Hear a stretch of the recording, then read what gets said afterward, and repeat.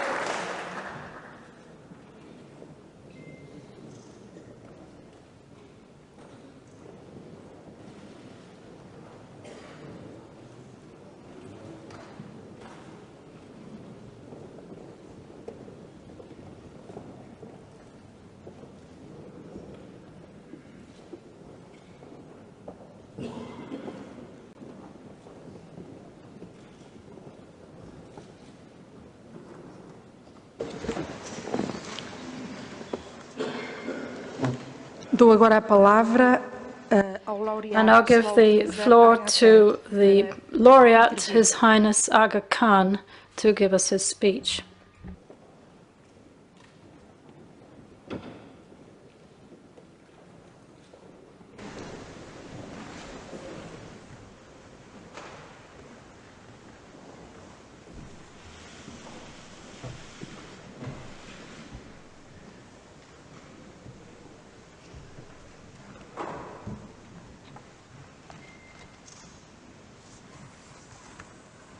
Bismillahirrahmanirrahim.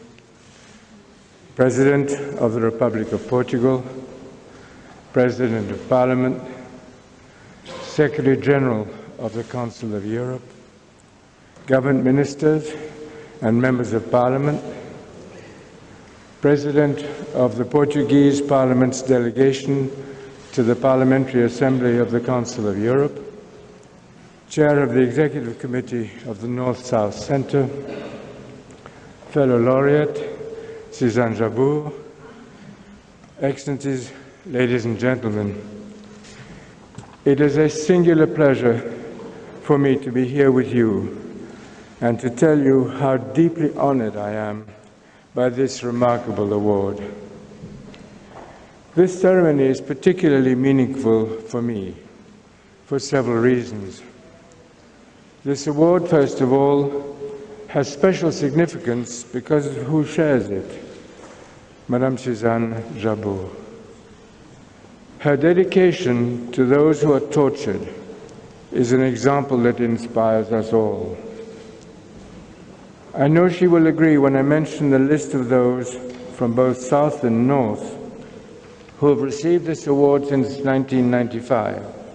It is a moving experience to have one's work recognized alongside theirs. In addition, of course, this prize has particular meaning because of those who organize it, the men and women of the North-South Centre of the Council of Europe, who contribute so much to advancing democratic citizenship in our world. The Aga Khan Development Network has been proud to join with the Centre in distinguished projects such as the annual Lisbon Forum held at the Ismaili Center. The significance of this award is also enhanced for me by the fact that it has been presented by the President of Portugal in the presence of so many eminent leaders and in this splendid parliamentary setting. The Ismaili Imamate and the Aga Khan Development Network have had a long, close relationship with Portugal, built on shared values. Over many centuries, Portugal has welcomed and integrated people of diverse cultures. It was here on the Iberian Peninsula that Al-Andalus flourished for so long as a model of effective pluralism, a home for Christian and Jewish peoples that was also part of an Islamic empire. This is surely an appropriate place for celebrating the values associated with this award. The North-South Prize affirms principles which have long been animated and sustained by the Aga Khan Development Network. Our work seeks in many ways to improve the quality of human life, in health, in education, in cultural and economic development.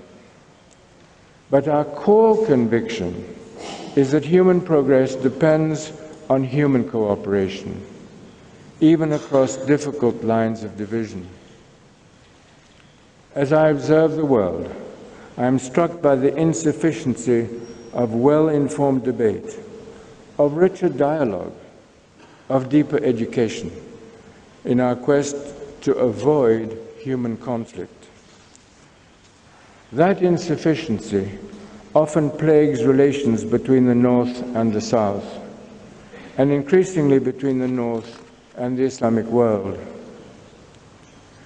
Some have called this a clash of civilizations. I think it is essentially a clash of ignorances.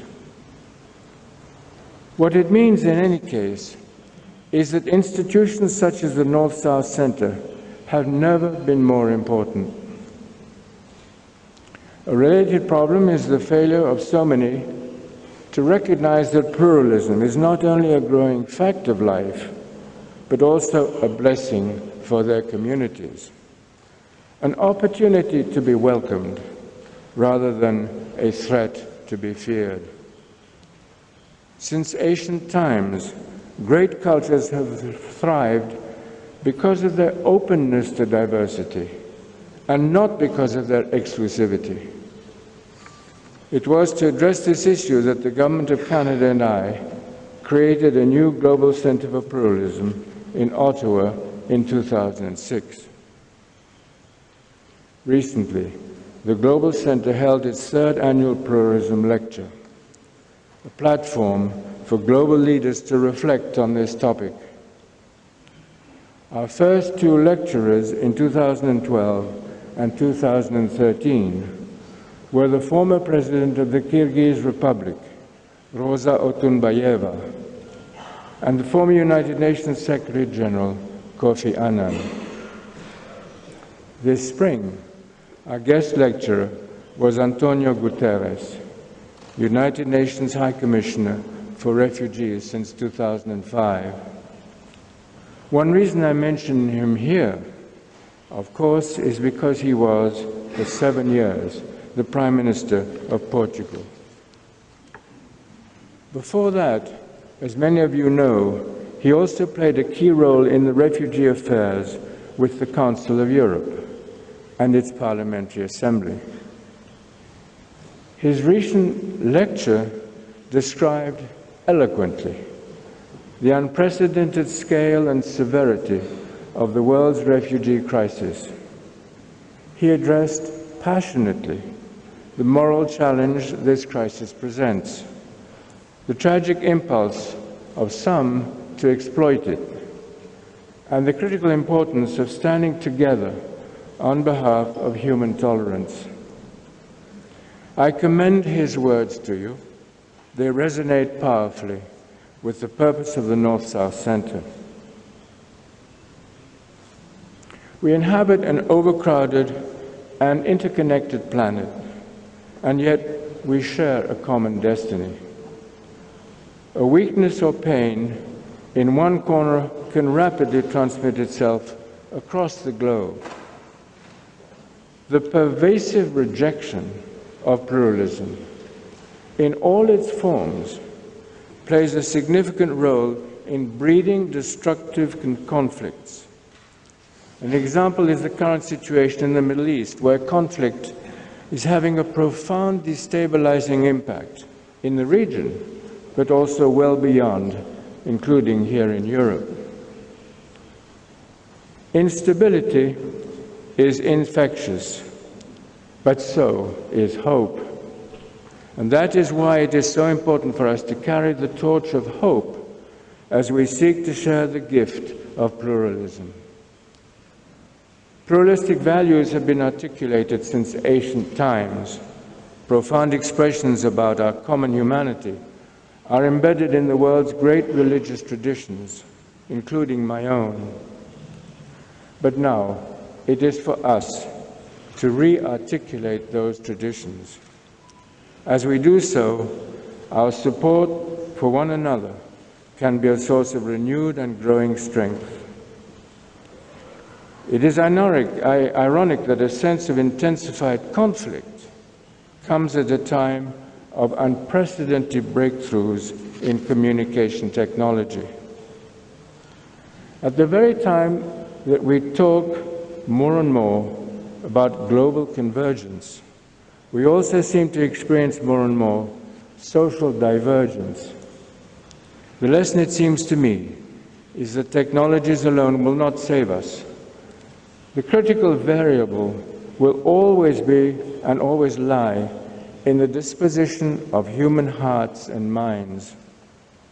That, it seems to me, is what the work of the North-South Center is all about, including our gathering today. I'm grateful for the opportunity to share with all of you in this experience and in the great purposes to which it calls us. Thank you.